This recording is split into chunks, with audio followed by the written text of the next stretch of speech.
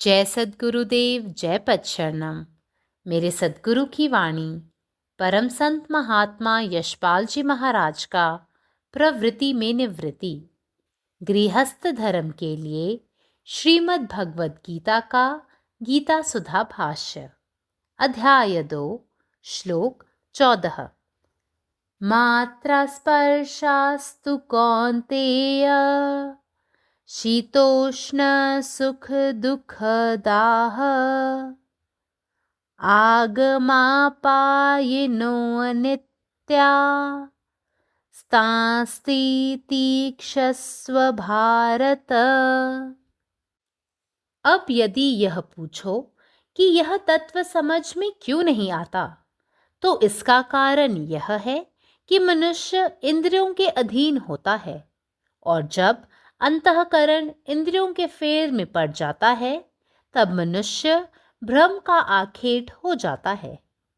इंद्रियां विषयों का सेवन करती हैं और इसी से हर्ष और शोक आदि विकार उत्पन्न होते हैं, और तब अंतःकरण पर उनकी छाप बैठती है।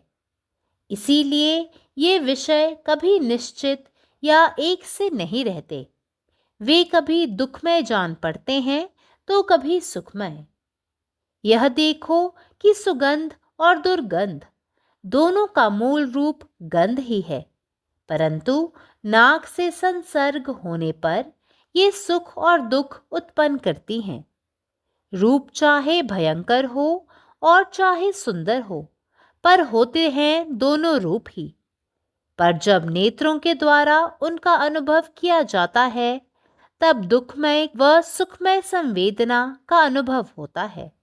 निंदा और स्तुति दोनों ही शब्द स्वरूप हैं, परंतु जब कान इनका सेवन करते हैं तब एक से द्वेष और दूसरे से समाधान, इस प्रकार दो भिन्न विकार उत्पन्न होते हैं।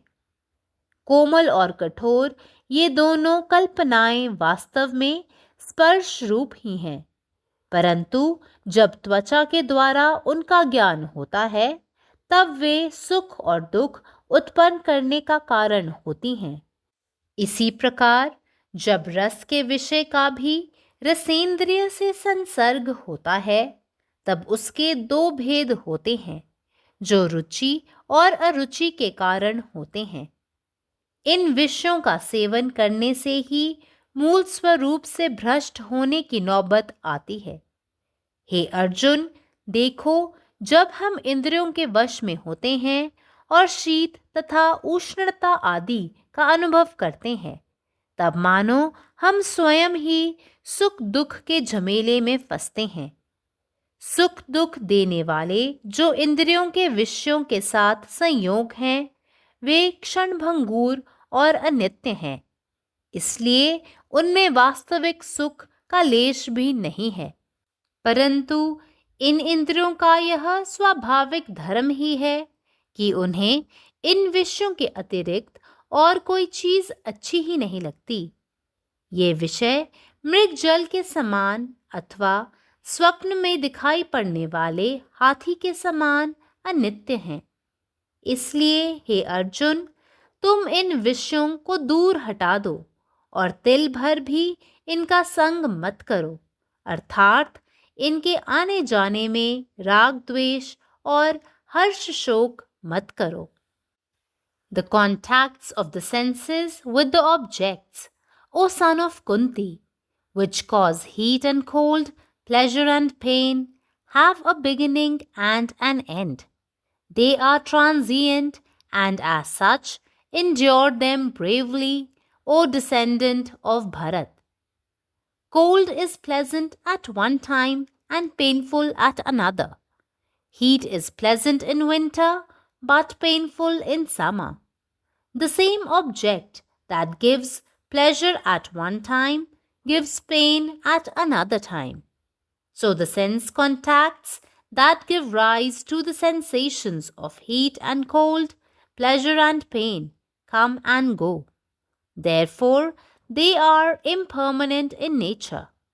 The objects come in contact with the indriyas, senses, and the sensations are carried by the nerves to the mind. It is the mind that feels pleasure and pain. One should try to bear patiently heat and cold, pleasure and pain, and develop a balanced state of mind. Since every situation of its own nature must keep on changing, it would be foolish to get ourselves upset at every change noticed. The wise thing would necessarily be to suffer them meekly with the comfort and consolation of the knowledge of their finite nature.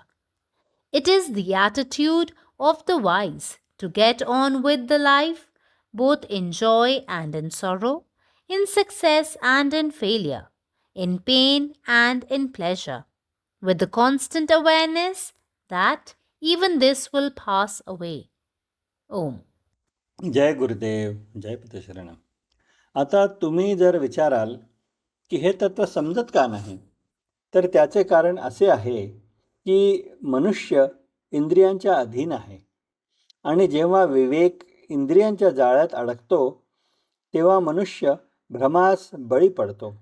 इंद्रिय वस्तूंचे seven करतात आणि त्यामुळे सुख आणि दुःख इत्यादी विकार निर्माण होतात आणि नंतर ते विकारावर आपली छाप सोडतात. म्हणूनच या वस्तू कधीही स्थिर किंवा सारख्या नसतात. कधीकधी त्या वेदनादायक असतात, तर कधीकधी आनंददायी सुद्धा वाटतात.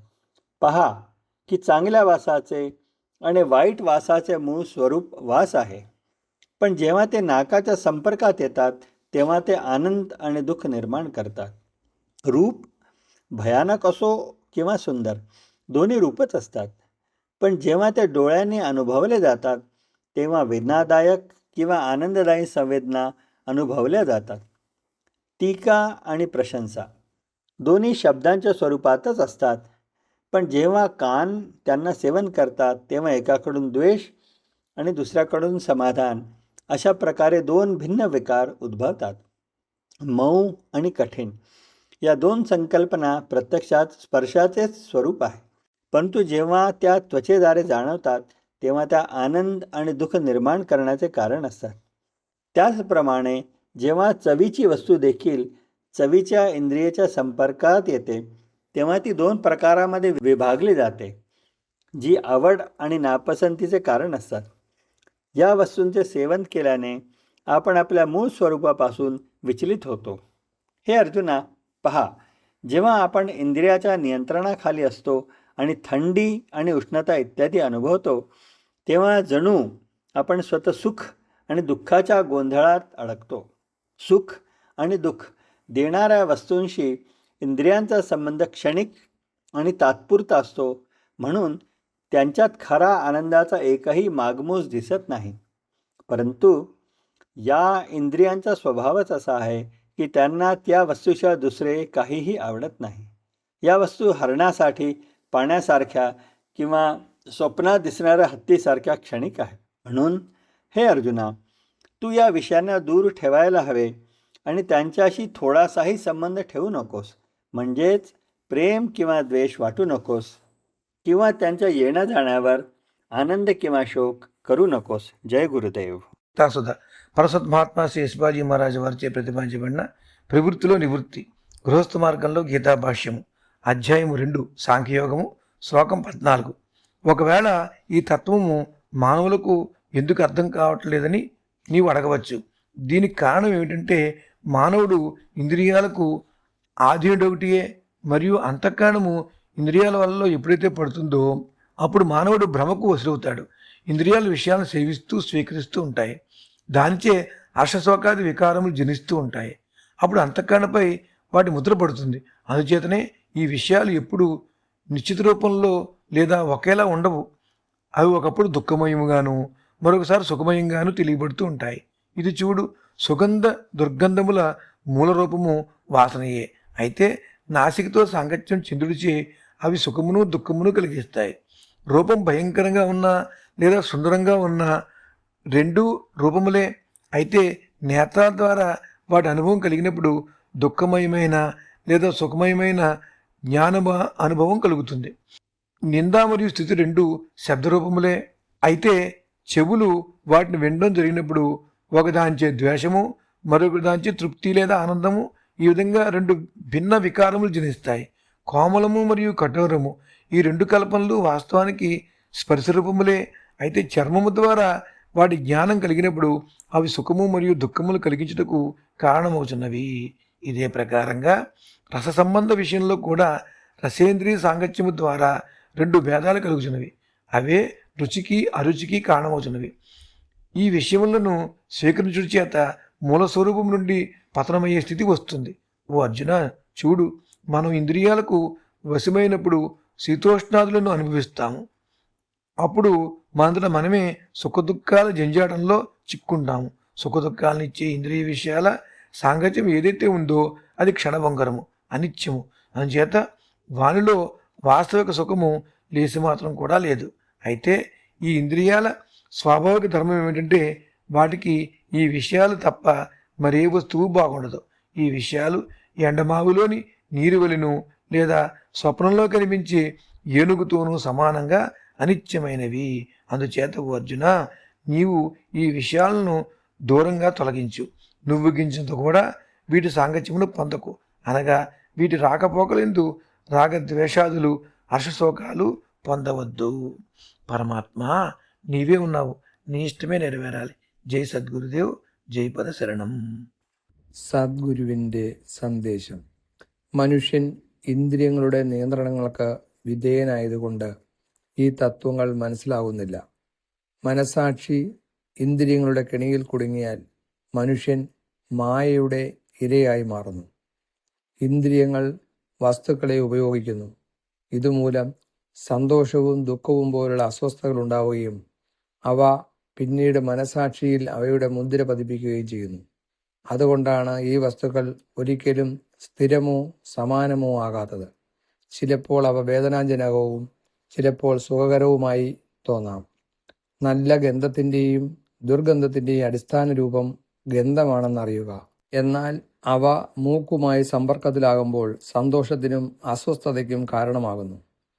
രൂപം ഭയാനകമോ മനോഹരമോ ആകട്ടെ, രണ്ടും രൂപങ്ങളാണ്. എന്നാൽ അവ കണ്ണുകളിലൂടെ അനുഭവിക്കുമ്പോൾ ഒരാൾക്ക് വേദനാജനകമോ സുഖകരമോ ആയ സംവേദനങ്ങൾ അനുഭവപ്പെടുന്നു. വിമർശനവും സ്തുതിയും വാക്കുകളുടെ രൂപത്തിലാണ്. എന്നാൽ അവയെ ചെവികൾ ആഗിരണം ചെയ്യുമ്പോൾ രണ്ട് വ്യത്യസ്ത അനുഭവങ്ങൾ ഉണ്ടാകുന്നു.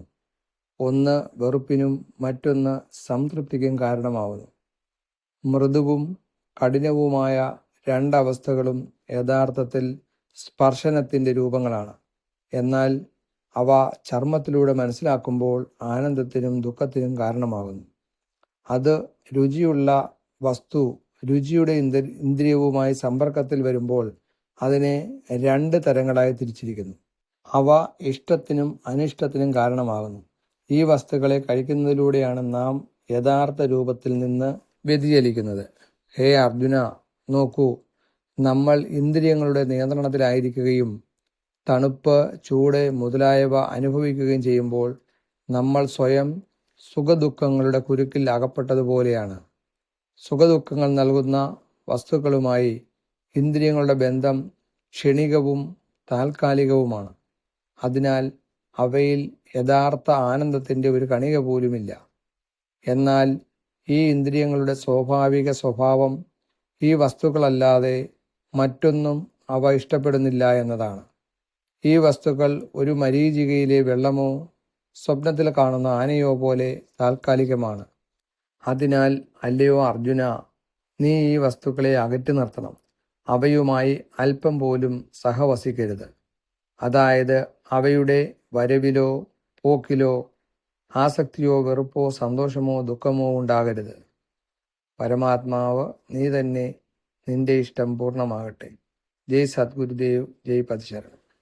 जहीं पूछल जाय जे एहि तत्व के नहीं बूझ के कोन कारण थिक, त उत्तर स्पष्ट अछि।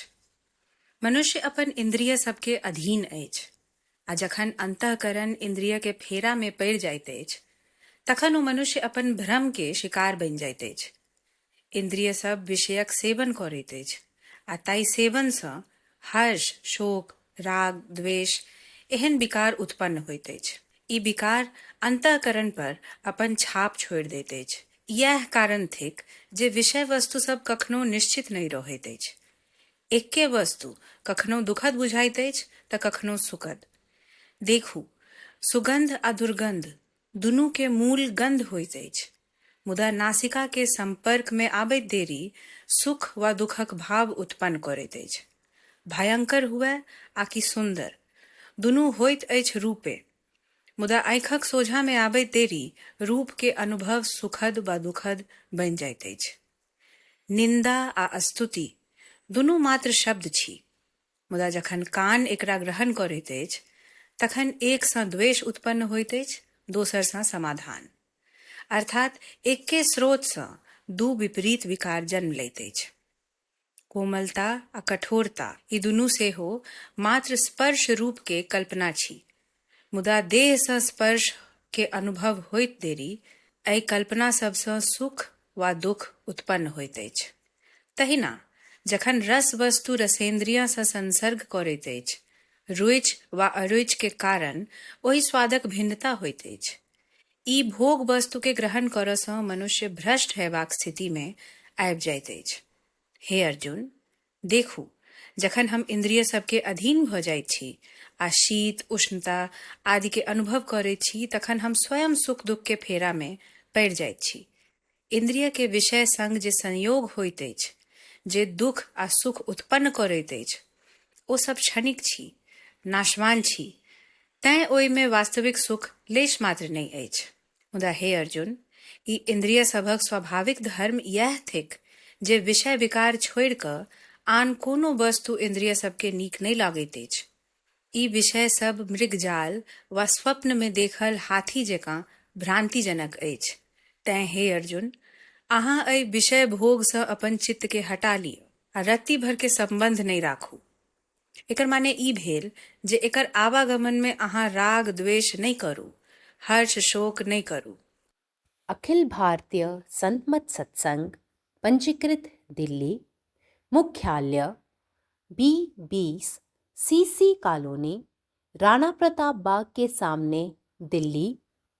सत्संग आश्रम संत यशरूप तपोभूमि परिसर, अनंगपुर, जिला फरीदाबाद, हरियाणा।